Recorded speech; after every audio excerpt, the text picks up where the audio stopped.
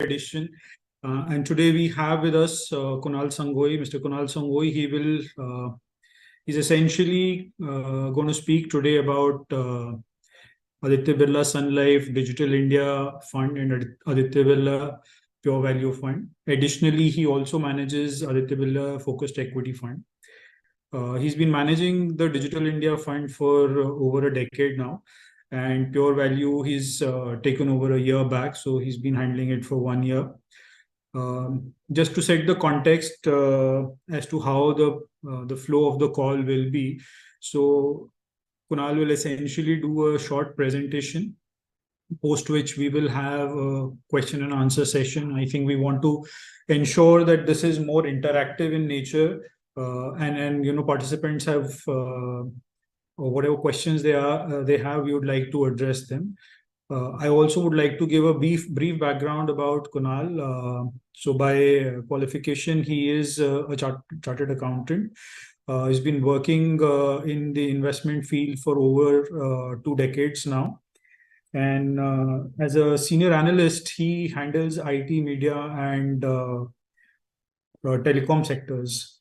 So I think without much ado, I will hand over the call to you, Kunal, and you can take us through the presentations and brief on each of the portfolios. Thanks. Thanks, Joseph, and good evening, everyone. Welcome to this series of Market Navigator. Happy to do the first call on Pure Value as well as Digital India. So to just begin with, I'll just share my presentation. First, we'll go through the ABSL Pure Value. I'll try and explain you what our thinking is about how we are running the fund, and how you should look at it. One second.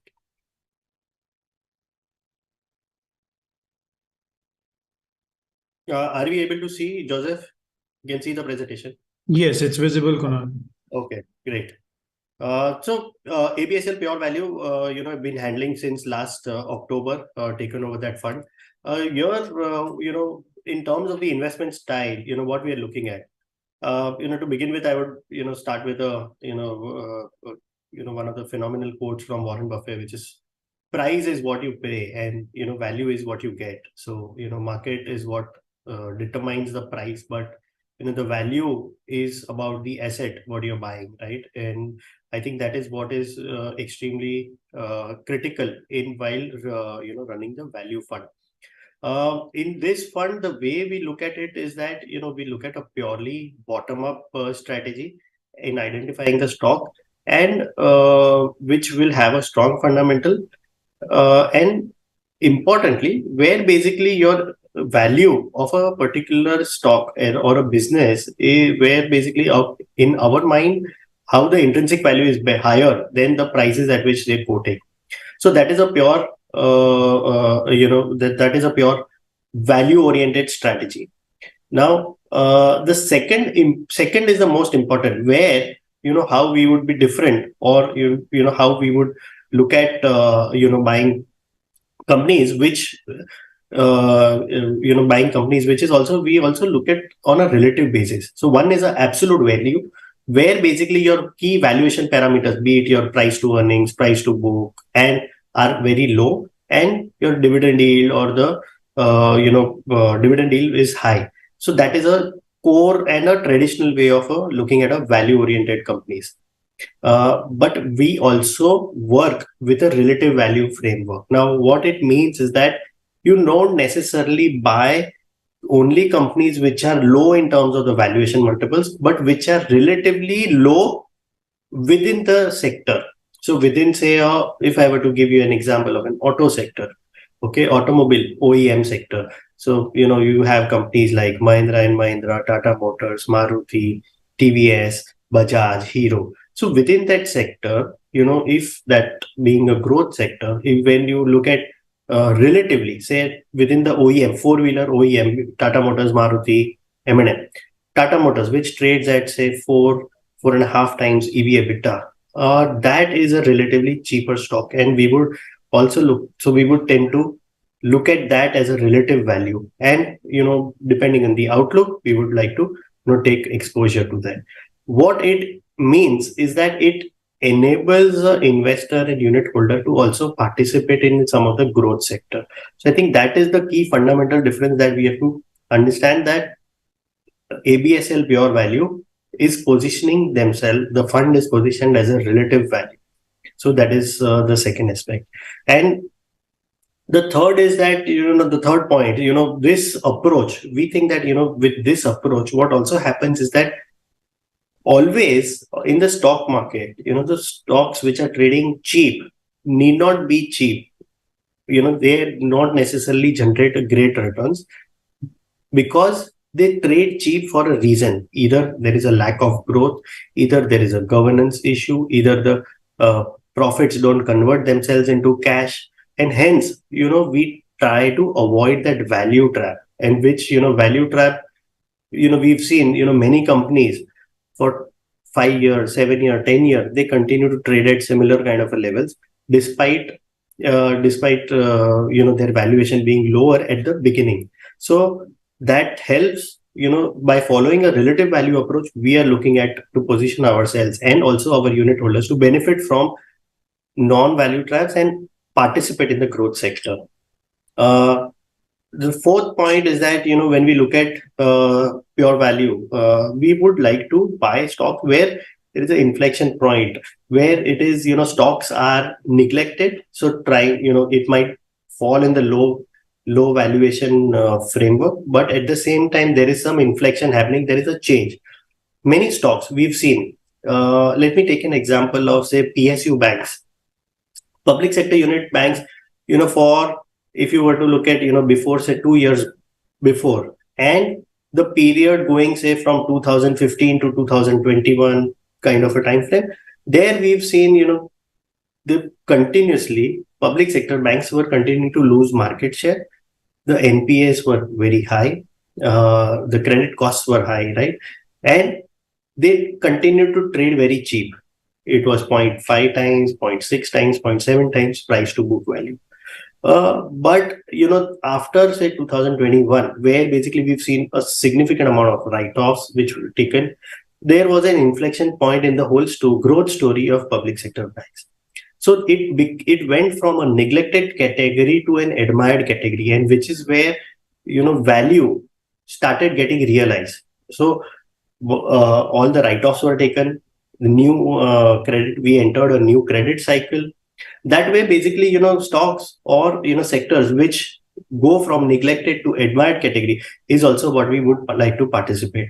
So this is what, in short, the broader approach. In terms of the framework within which we look at, so we would look at 10, within pure value, we look at, so there is no market cap categorization, but the way we would like to, we continue to run the fund, and we would like to, within the framework that I like to share, is that from a market cap perspective, we are like 50% large cap, 50% mid and small cap. That is the broader framework. Now, depending on the view on the markets, when, during recovery time frame or an expansionary economic phase potentially, and the market breadth widens, mid and small cap stocks start to do well. During that time, we would go ahead and take additional exposure in small and mid cap to the extent of 10%. So there is a 10% leeway that we would like to take, go up to 60% for mid cap, small cap, 40% on the large cap. Similarly, it works vice versa. So during say a declining or a contraction phase in the economy, as well as when we think that valuations are going very extensive or very high, we would tend to reduce that mid cap, small cap exposure, increase the large cap exposure, and go large cap exposure up to 60%. So the way you have to look at it is 50% large cap, 50% mid and small, plus minus 10%. So 40 to 60 will be the large cap and mid cap, large cap mix, 40 to 60, depending on the market condition. And within valuation, I earlier explained it in detail. It is not just the low PE or low price to book kind of stocks, but also relative, which helps us to play a growth sector as well. So again, to give you an example, so say one of the emerging sector, which is say electronics manufacturing. Okay, that sector, if we were to look at, pure or from a value perspective, it will never fall within the value category that way. Pure, when we talk about as a pure value.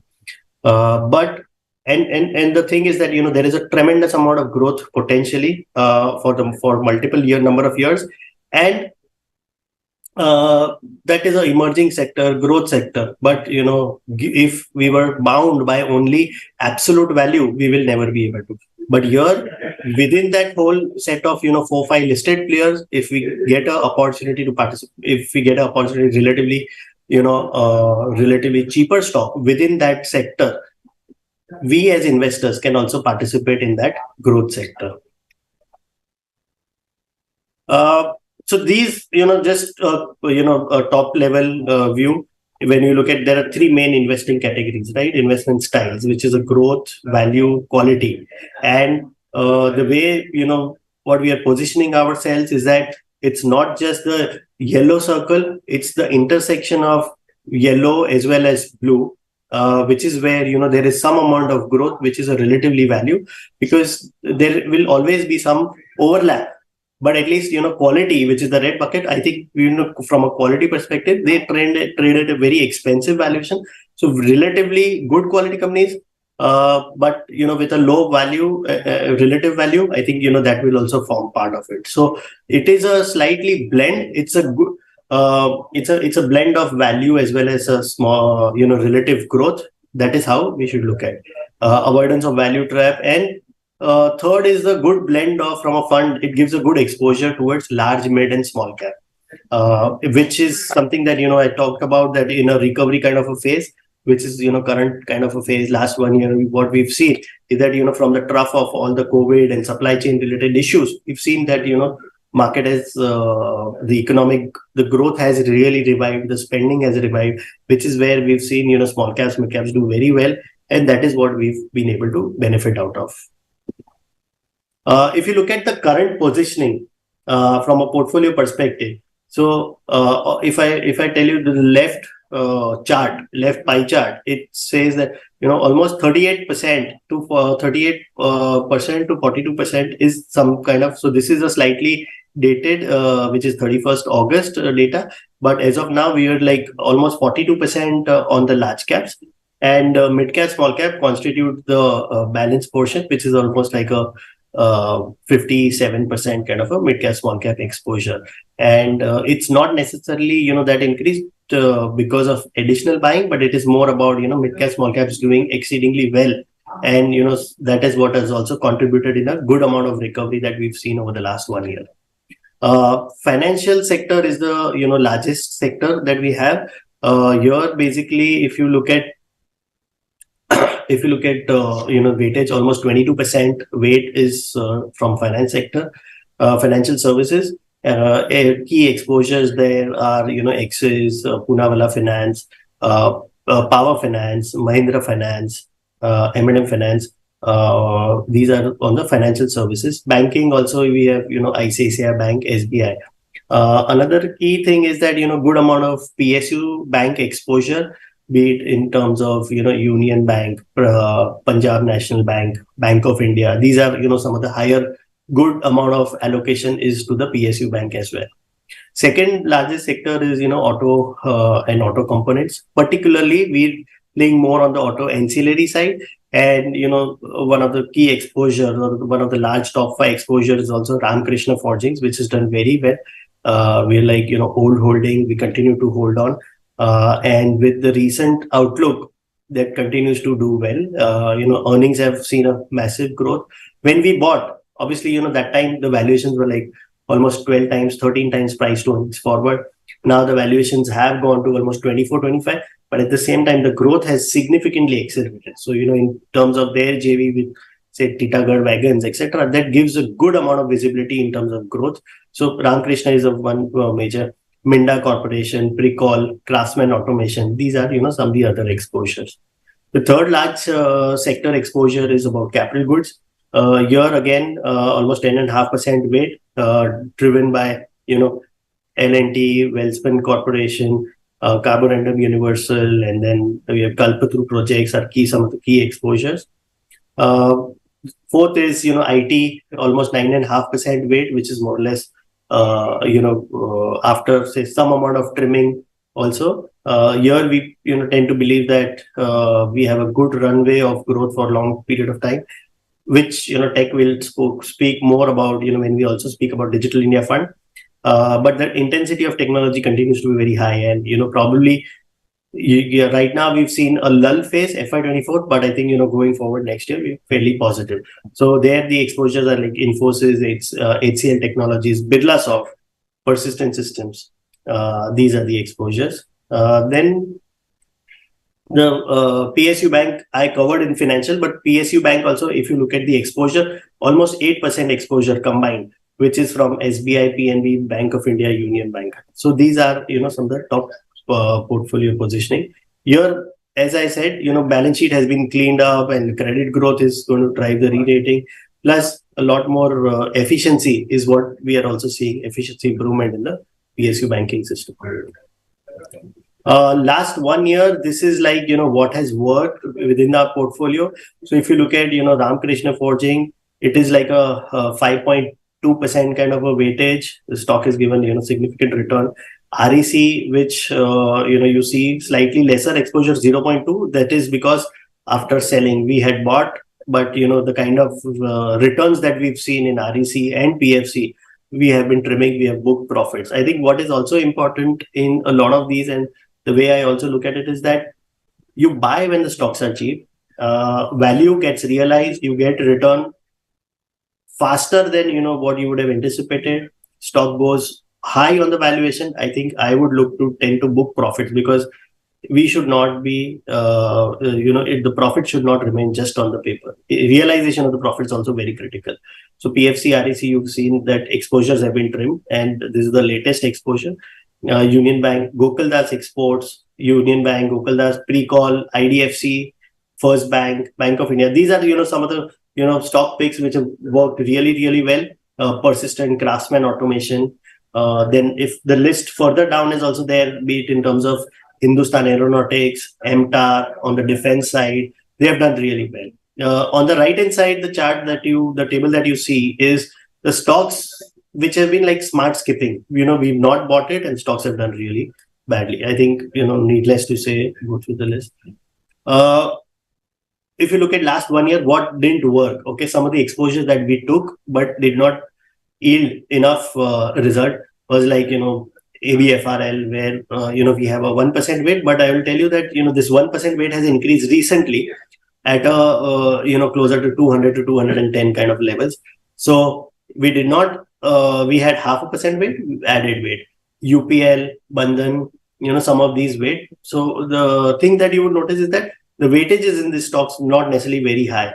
Ambuja Cements is something that, we actually bought it at the time of that crisis post the Heidelberg report, where suddenly from a value perspective. So, I go back to the first quote that I mentioned, price is what you pay, value is what you get.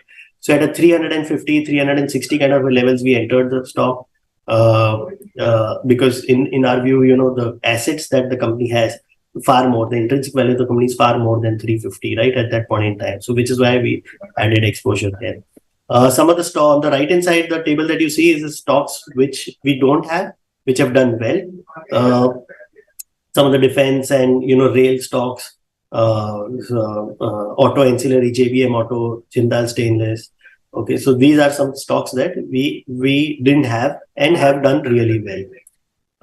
But some of the stocks that we had did far more, so that compensates for what we didn't. If this is a slide on portfolio parameters, how the valuation of the fund is. If you look at on FY25 basis, our fund's price earnings ratio is about 19 price earnings ratio versus say BSE 500, which is a price earnings ratio of almost 24.6, almost 25. So to an extent, what we've also tried to do is that buy some stocks which have a good defensive nature in terms of stock. So, some of the changes that we did, maybe I think I'll take that in the Q&A, but some of the changes that we did are also in the, stocks which have good defensive characteristics. be it in terms of the oil marketing company or be it in terms of the FMCG company. Yeah. If you look at the ROE, second table is on the ROE. ROE of the fund is right now like 17% versus say BSE 500, which is like 20.8. That's also because of some high growth, high quality, which will have high valuations, are not a part of the portfolio that way. And while if you look at on the third table, which is the EPS growth of the fund at this point in time, this is the weighted average EPS growth of the holdings. So that is almost like 20% growth versus 17% for BSE 500. So with that, I think I am done with pure value. Joseph, how do you want to take? You want to take Q&A on pure value and then we want to do on digital? So, Kunal, I think we'll continue with the presentation, and I would request participants, if they have questions, to kindly put it in Q&A or chat box, so we will take it up. So, assuming that you have certain questions right now, basis pure value, you can keep posting it, and in the interim, we'll do the presentation for Digital India, and subsequently we'll have collectively questions. Over to you. Sure. So, digital, thanks. As far as talking about Digital India, that has been, my longest track record has been with Digital India. I've started managing the fund since 2014 onwards. Quickly about the investment rationale here. I would like to, probably show one chart in the beginning which is about, say the right-hand side chart. Just focus on the right-hand side chart and the point. So the red bar is the Digital India Fund return, but the yellow bar, you compare the yellow bar and the blue bar. Okay. If you look at, so I have put 3 year, 1 year, 2 year, 3 year. Let's focus on 3 year, 5 year, 7 year. The yellow bar, which is the BSE Tech Index return, and the blue bar, which is the BSE 500. So if you look at, say, 3 years, it is BSE Tech has generated like 20% return versus BSE 500, which is 23%. 5 year and 7 year, if you see. So over long period of time, the index itself is given higher return than the BSE 500. Okay. The point I want to drive is that IT or BSE Tech as a sector is a structural sector. It has done well over long period of time versus the broader market. Okay. Now let's look at the red bar, which is the Digital India Fund return. Here you will see that on a 3-year basis, almost a 10% CAGR outperformance. On a 5-year basis versus the, say, BSE Tech Index, we've delivered almost 600 basis points of outperformance every year. And on a 7-year basis, again, there is almost a similar kind of a outperformance. So 2 points. One is that BSE IT or BSE Tech is a structural sector where we've seen consistently good return. Now, if you look at last 1 year or last, say, 2 years, probably you will see that versus, say, BSE 500, the sector has not given that good return, even versus last 1 year. So there will always, this being a thematic fund, you will always see 1 or 2 years of lull. But over a longer period of time, IT as a sector is very important, and technology intensity across all businesses is just going up. So we have to understand that this, you will always tend to like banking or like a pharma. Okay, this is a structural sector. At various points in time, we have seen that there have been questions that IT sector, the story is over. In, say, 2000, there was a Y2K event that drove a lot of business. After that, everyone said that khatam hai sector, abhi matlab growth nahi hai.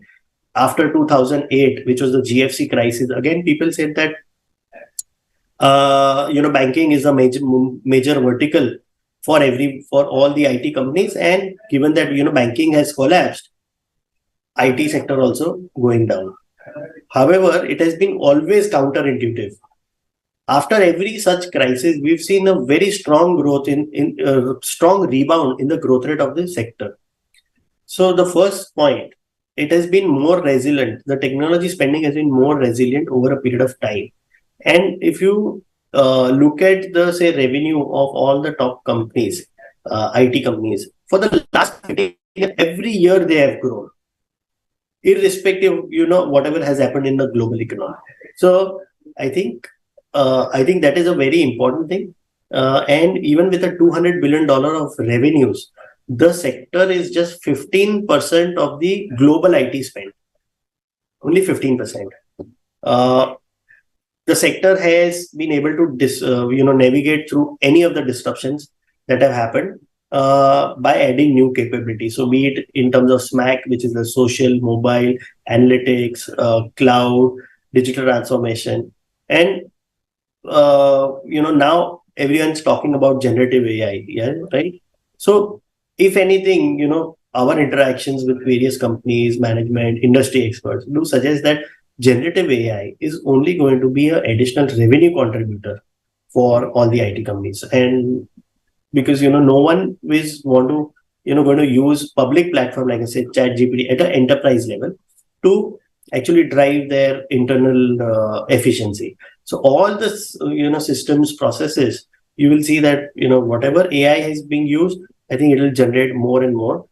Of course, what is important is that all these IT companies, they will have to upskill their employees. If they do not upskill their employees, they are bound to get disrupted. So which is where stock selection, stock as in from our perspective, my perspective, stock selection becomes important in terms of knowing the strategies, knowing the trends, how they are actually investing in their own employees to upskill them.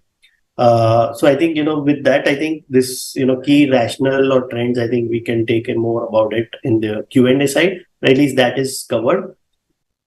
If you look at this point in time, how the fund is positioned, you should look at the whole fund as not just IT. You break this down. So I've broken this down 5 subsectors or 6 segments within which you should look at. So IT, purely IT services is like 76%. Here again, the whole intense, I talked about the key rationale that intensity of technology is very high, continues to be high, and the stocks that are present in the subsector. Second is the telecom. Telecom, we have exposure in 2 stocks, which is Bharti Airtel and Tata Communications, almost a 8% kind of weight.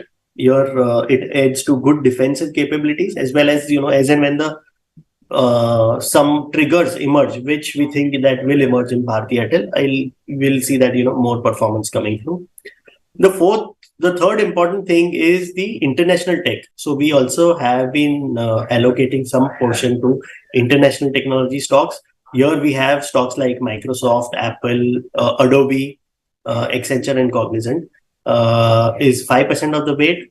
We can go higher on that also, but there is this RBI regulation which restrict the mutual fund level exposure to international. So which is where we are. The fourth category is an interesting category where basically it's all the domestic grown technology, domestic tech, which are platform oriented companies serving Indian consumers, right? So, likes of new age companies like Zomato, Paytm, Policy Bazaar, MapMyIndia, RateGain. RateGain is a SaaS company covering also more international clients as well. But, these are new age companies.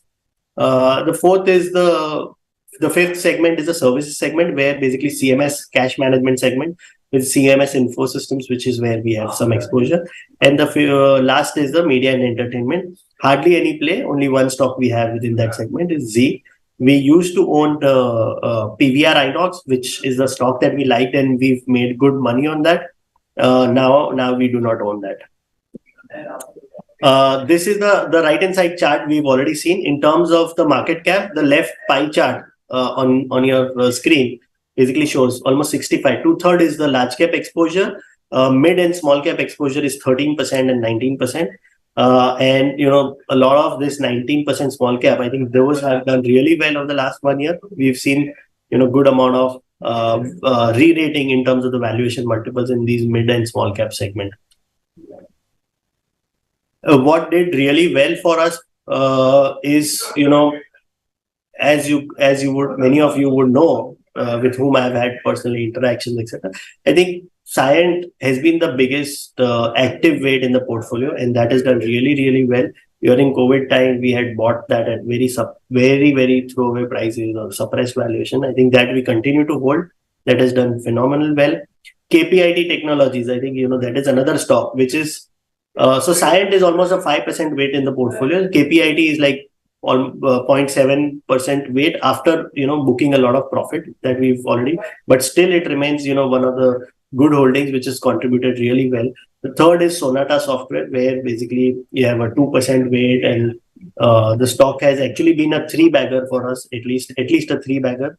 Fourth is RateGain, again, 2.2% within the portfolio, but as a ownership within the company, we own like 5% of the company across the fund now. Then Zomato, Persistent, Birla Soft, Coforge. We've, tactically also we've added at various points in time at lower levels, sold at higher levels. Again, as and when we've seen that correction, we've added that. Just one second, there is some disturbance.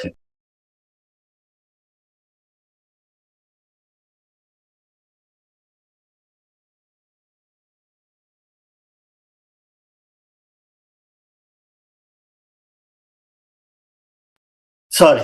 So, in talking about Birla Soft, Coforge, Tata Communications, Source, those are some of the stocks that have done really well for us.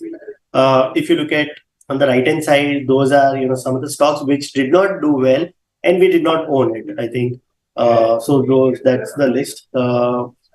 After that, yeah, some stocks which we have within the portfolio and have not done well is like FSME e-commerce, which is Nykaa, Honeywell, which is part of the portfolio, industrial manufacturing. I think we're still awaiting some re-rating there. And some of the stocks which have done well and we do not own are on the right hand side of the table, which is like Tejas Network, Just Dial.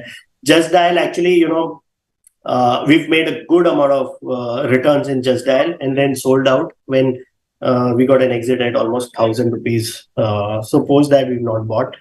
Sun TV, Emphasis were part of the earlier portfolio, but not at this point in time, which is. If we look at the portfolio parameters over here, so in terms of PE, it is like 30 PE versus a BSE Tech, which is 21 PE. So some of the mid cap, small cap. So mid cap stocks, we've played good amount of re-rating in a mid cap stocks, be it like Cyient, Sonata. Earlier we used to own Majesco also. Majesco, many of you would know that is a company which got taken over by Thomas Bravo Private Equity, which used to trade at almost 300, 400 rupees, and almost for 1,000 rupees, we got full dividend 1,000 rupees. So that there also we had like 5% ownership of the company. KPIT, all of this, I think, we've seen, stocks which have like trading at 12, 13 P, 15 P, and have got re-rated to almost 20, 35, 40 P, and we've exited also. On a ROE side, we are like 25% ROE versus a BSE Tech, which is 32%. And on the EPS growth, we are slightly higher than the index, which is like 16% growth, but our portfolio growth is like 18% EPS growth. So with that, I'm just done with my presentation, short presentation, but would like to keep this more interactive. Thank you, Kunal. I think it was very insightful in terms of the positioning, what has happened in the fund. And I think we have a set of questions which are already there, and I'll just take it one through to you. So Mr. Patnaik has asked that Digital India Fund has in last 555 days in client portfolio has seen a 6% XIRR.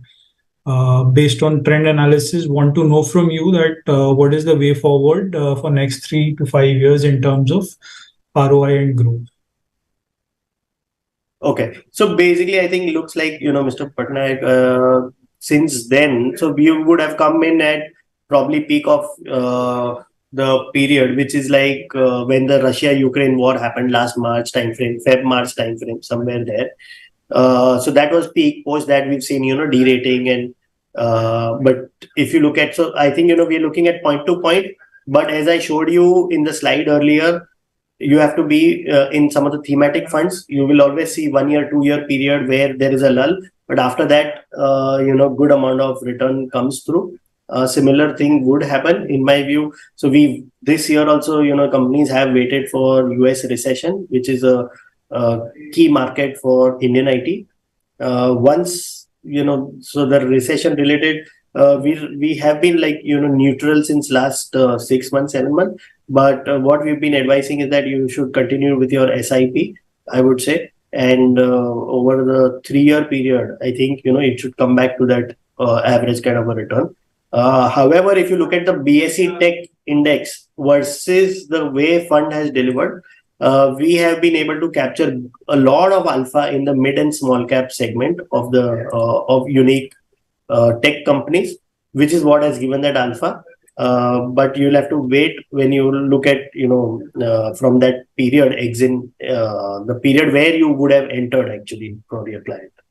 But if you look at the CAGR for last 3 years, 5 years, 7 years, I think we have been able to. The sector has given good return, and Digital India Fund has given far more return alpha.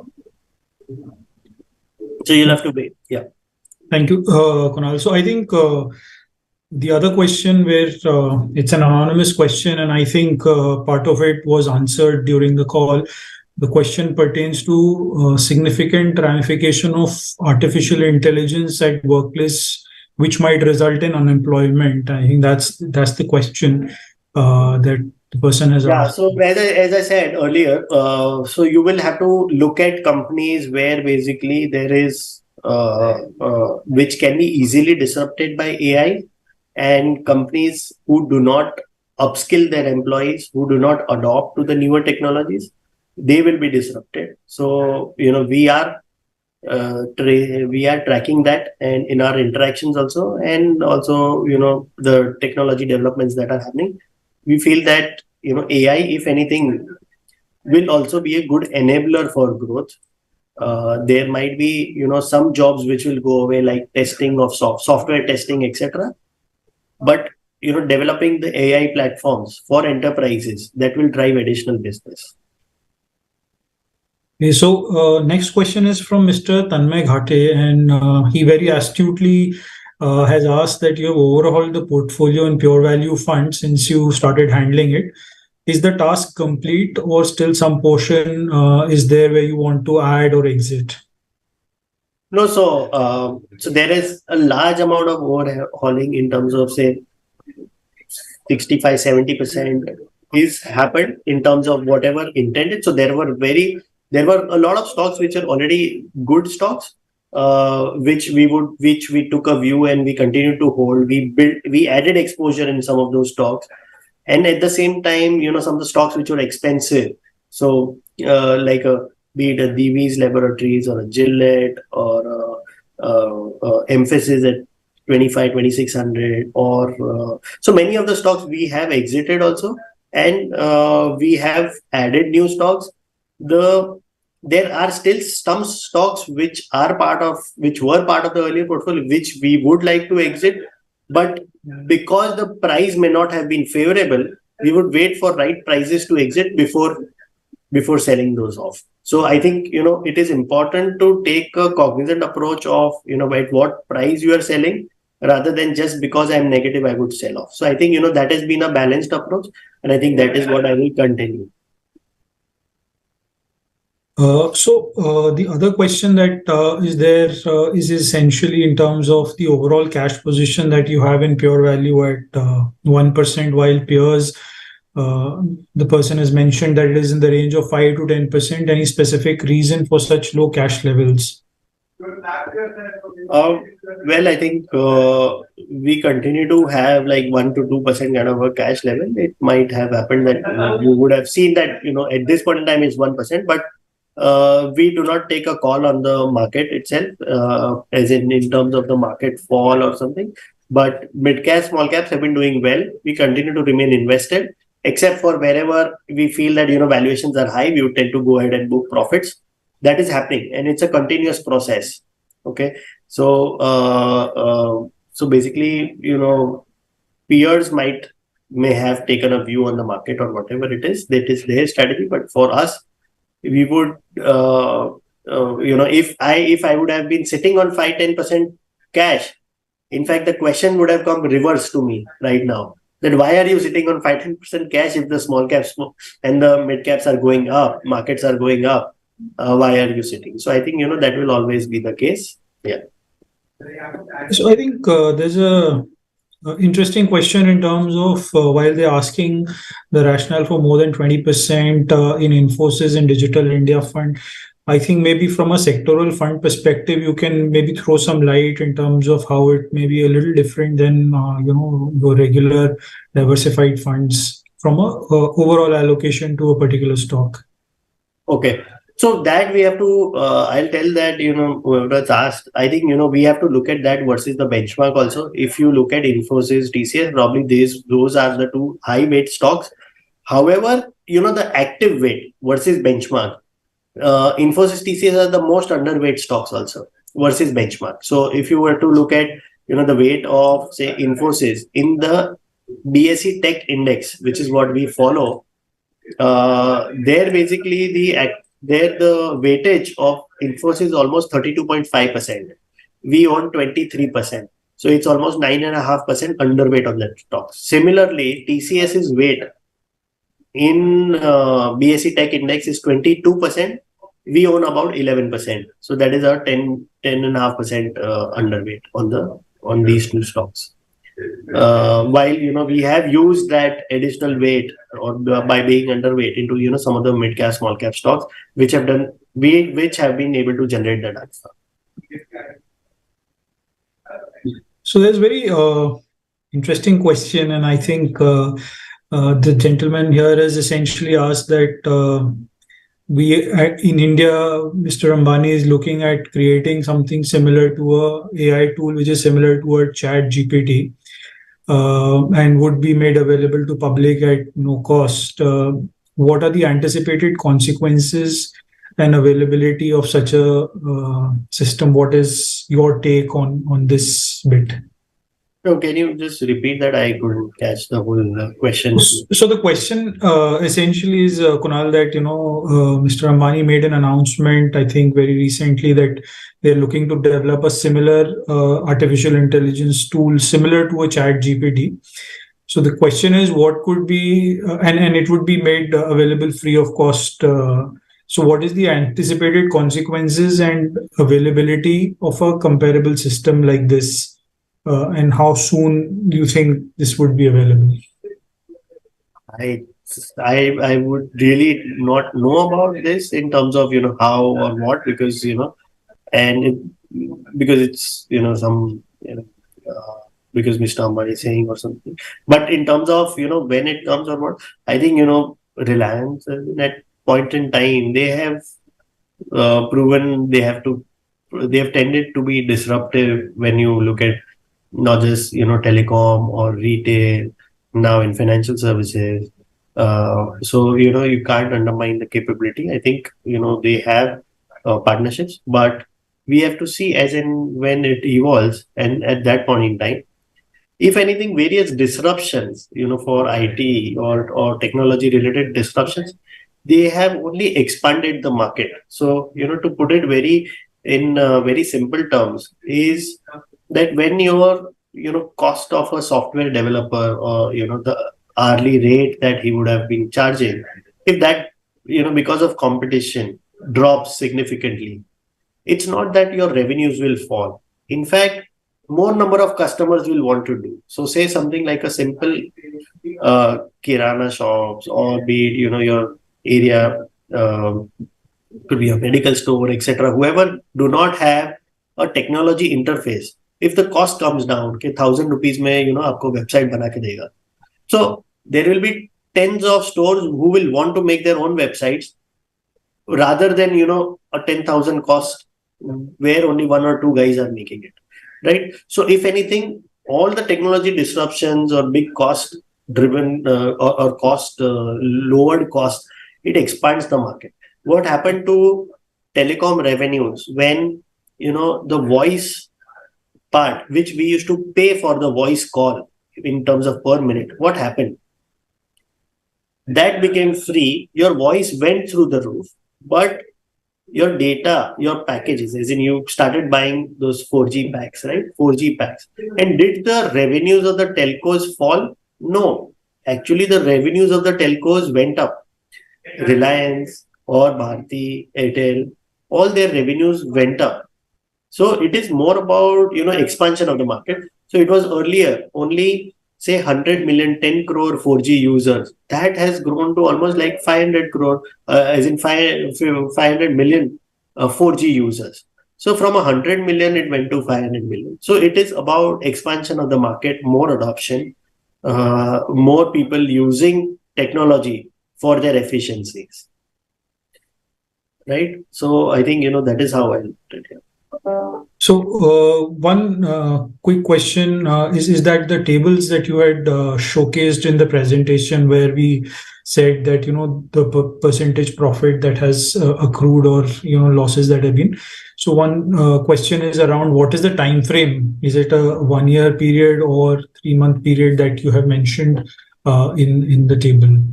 Okay, the table which showed what worked and what did not work, that is Yes. a 1 year, Okay. last 1 year return Fair basis. enough. Fair Key enough. contributors, what worked in the last 1 year and what did not. Sure. Yeah. Mr. Rajesh Sharma has asked a question that, currently market being at all-time high, what is the way you feel a new investor needs to, and how can he participate, he or she can participate in the market going forward So for both the funds? okay, so for both the funds, okay. From a at this point in time, of course, small caps, mid caps valuations are high. But if you also look at the valuation relative to the growth that is anticipated, etc., there basically you will see that it is higher, but it is not exorbitant like what we saw, say, something in 2018, where actually earnings were not coming, but actually valuations were very high. So even at this point in time, in some pockets, you will see that valuations are very high versus the growths. But if you look at an index level, small cap index or a mid cap index, they are reasonable. It's not cheap. It's not, but it's also not very at a true standard deviation kind of a multiple. So it is higher than average, but not at levels which are very high. Okay, so that is point one. Point number two is that if an investor is coming at this point in time, a minimum 3 year kind of a view is what one should take for a reasonable return. Because of course it is not cheap. Okay, so you have to give that time horizon, investment time horizon, for you to make a reasonable return. Sure, Kunal. So, I think one question is around the estimated. Is estimated EPS growth a good indicator for expected future returns? Is what somebody in the chat has asked. Expected future returns in So, estimates of EPS growth, is it a good indicator for expected future returns? Are they too comparable in that sense? Can one take that, if the EPS growth is at a certain level, can I expect, what would be the outcome in terms of the overall return on the portfolio? so on a steady state basis, that is how the stock return should follow the earnings growth. Okay, on a steady state basis. However, we live in a world where basically it's more driven by also, so the variation in the price earnings ratios itself tends to be the case. So it may not exactly mimic in a 1 year time frame itself. So over a longer period of time, your stock returns have to follow the earnings growth. However, in a short period of time, it can be away from the earnings growth. So I would not like to comment about the kind of return, potential return. Yeah.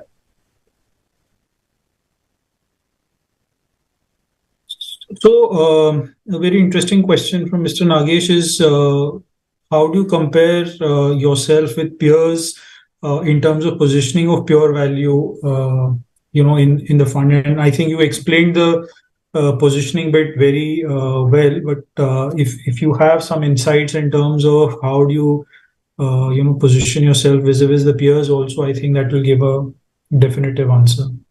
Okay. So when you compare, so one is I talked about, so two levels of distinction. One is on the market cap basis, where basically we said that 50% plus minus 10% for large caps as well as mid cap, small cap. So at this point in time, the large cap exposure is almost like a 42.5%, and mid cap exposure is 24, small cap exposure is 33%. So, one way to look at that. So if you look at peers, probably their exposure to the large caps will be far higher. That is one. Uh, the second is that, in terms of the overhauling as well as positioning versus peers, I think important aspect what we have seen in the past, and what discussions that I have had with some of the IFAs as well as the MF mutual fund distributors, etc., and many interactions we've had over the last, say, 6 to 7 months. The feedback that I've also received, that in the past we've seen the volatility of the fund being far higher, our ABSL pure value. So one of the key focus area is also that in a market correction or a fall, we would like to plug that, reduce that volatility from the past. And I think, that is also conscious step that we're trying to plug over here in terms of the volatility being lower. So I think that is something that will happen. But of course, with the kind of small cap, mid cap exposure that we have, and because those stocks have done really well, the percentage exposure has increased. So, as we also tend to reduce some small cap, mid cap, get more large cap, more defensive, the idea is that, over a period of time, which may be over the next 6 months, probably we would like to, change a little bit of composition further. So it's not that we have done a good amount of defensive stocks also. So say something like, one of the new additions 6 7 months back was, or in fact higher, 8 months back, was ITC. ITC at a 350 rupees, 340 rupees, we added good amount of exposure. We added even at 400, 420, we added that exposure further. The another exposure that we added was NTPC. At almost 175, 180 rupees, we further added that exposure. The third would be among the large cap would be Sun Pharma. Sun Pharma, good stock, good earnings visibility, good relatively good valuation. So that is what we have added, and that should give some tend to it should balance the kind of volatility that we may see in small cap, mid cap. So that is the endeavor, and which will be an ongoing process. Sure. So, Kunal, I think one question essentially is that, we tend to see that growth-oriented, stock stroke portfolios tend to get larger amount of money compared to value-oriented fund. So I just would like to, ask or ponder that what percentage of your portfolio should also, like your overall portfolio for an investor, should also be allocated towards, value style of investing. And in our case, it's not a pure play value as you explained. What would be your thoughts that, as an investor, what percentage should be allocated towards this strategy as well? See, so I think, towards any particular one strategy, there has to be a balance. Now, if you look at the current market cycle at this point in time, it is more about the recovery phase, right? So value tends to do well on the recovery phase. And when when your interest rates are at peak, when you see, interest rates, if it is next year, if your interest rates overall starts coming down, probably you will see that the growth oriented stocks tend to do well. Okay. So that is the 18, 19 and early 20, where you saw only quality stocks going up. So there was only a very narrow number of stocks, 10, 15 stocks, or a very small percentage of stocks, which are very high, only those stocks. So it was a very narrow market rally during that point in time. After COVID, what we've seen is that the whole value as a theme picking up. So there have been like years where you've seen different styles working. Okay. But and this point in time, if you look at the recovery, so it is more about the earnings recovery. You've seen supply chain issues going off. You've seen more government efforts, more front loading of government capex coming through. Then efforts in terms of setting up the whole manufacturing base in India, be it in terms of chemicals, be it in terms of electronics manufacturing, be it in terms of textiles, etc. So some of the PLI driven manufacturing, those are ramping up. Those are seeing. So on a recovery, it's a value orient, and interest rates also in that same period of time have gone up. So it's more about value as well as some growth, not a very high growth, but value as well as some growth, which are doing well. So it's a long answer to the question that what percentage allocation, but so which is why we don't want 100% be invested by just the low valued stocks, which also becomes many times a value trap. That value we've seen in some of the other houses, basically value, you tend to hold those stocks for 5 years, 6 years, 7 years, but value doesn't get realized, it continues to. So I think we would like to also participate in growth, but a relatively value based. So that is why we have that blend of more value but some growth as well. Fair enough, Kunal. I think we have exhausted the set of questions that we had. Before we conclude, is there something that you would like to, as a closing remark, have to say to our distributor and partners who are there on the call today? I think so. One is that when you look at Digital India, look at it more of a structural. Stay invested despite 1 or 2 year of underperformance, because you will see again a second phase that potentially, if the discretionary spending in the US etc. revives, US Europe economy, you will see a good amount of flush of IT spending and the stocks. Which is what in between we've seen valuations going up, stocks doing well, then again slightly contracting. So we are actively managing the fund, where basically we book profits also, and we tend to enter in again. And when you look at longer term basis, I think this sector tends to do well. We are capturing the domestic tech opportunity also. One of the questions I saw on the Q&A chat is also about the TAM opportunity. So the total addressable market opportunity of the domestic technologies company is humongous, and we are seeing a lot of these domestic tech companies. They have also learned in terms of the path to profitability. So over the post listing 1 year, it has been challenging for them. The owners and promoters of those companies, founders of those companies, they have learned that in order, when you are a listed company and you are a private company, it's very different. And when you are listed, you will have to be responsible. You can't burn cash. Companies have shown the path to profitability. Some of the companies like Zomato have turned profitable also on the food delivery business, and that is what is rewarding. So you will see a good amount of value creation there also in some of the domestic tech companies. So our portfolio will tend to continue to add exposure to wherever there are opportunities in domestic tech also. So you will benefit out of that as well. So stay invested for long term, more structural sector. And on pure value side, I would say that I think in good market environment, broad market environment phase, we should continue to do well. We are looking at trying to change the volatility factor, to reduce the volatility factor within the NAV, which is what we've done. To some extent, it's a journey. And in terms of stock picking and stock selection, I think we have seen good amount of revival in the last 1 year. And whatever we've seen in, say, Digital India in terms of small cap, mid cap stock picking, I think that is something that we are wanting to replicate here also. To an extent we have done, but we would like to continue that. Yeah. So that's it from my side. Yeah. Thank you.